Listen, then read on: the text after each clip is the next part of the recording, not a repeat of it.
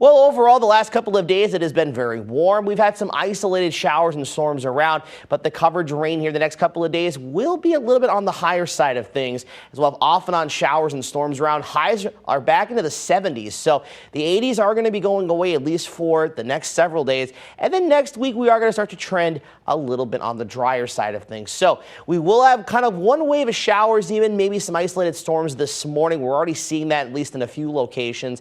We may see a little bit of a break, at least for a few hours.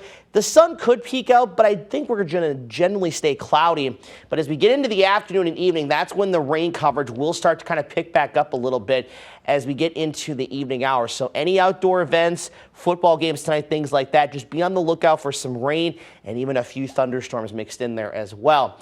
Now, does calm down a little bit as we get into Saturday morning, at least becoming a little more isolated again.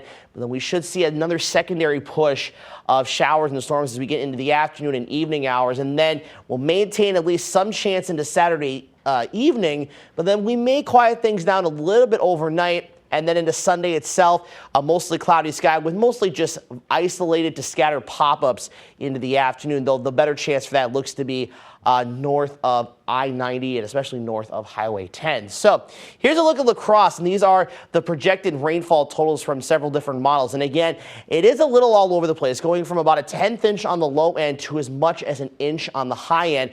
And that's really going to depend on how fast these showers and storms track through, plus if we get any bursts of moderate to heavy rainfall mixed in there. And when you look at the overall precipitation the next 3 days from the Weather Prediction Center, it's kind of going in line with what the models just showed there. Anywhere from about a 1/10 inch or so on the low end to as much as 3/4 of an inch to an inch on the higher end. And again, this goes for the next 3 days. So this will go from this morning all the way through Monday morning of next week. And we are still expecting at least a chance for thunderstorms, but of the non-severe variety is, again, what you're seeing here in the areas in blue. It means non-severe thunderstorms are possible, or thunderstorms are possible, but of the non-severe variety.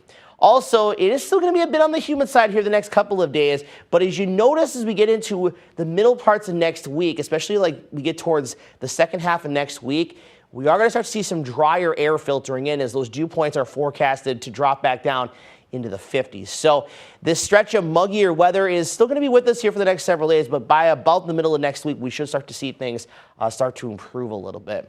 Highs today across the area about 73 to 78, but if we get a little bit of sunshine, we could be slightly warmer than this. And then tonight we're back down upper 50s and lower 60s. And going forward, temperatures pretty consistent. We'll have highs generally in the mid to upper 70s at times with lows 55 to 60.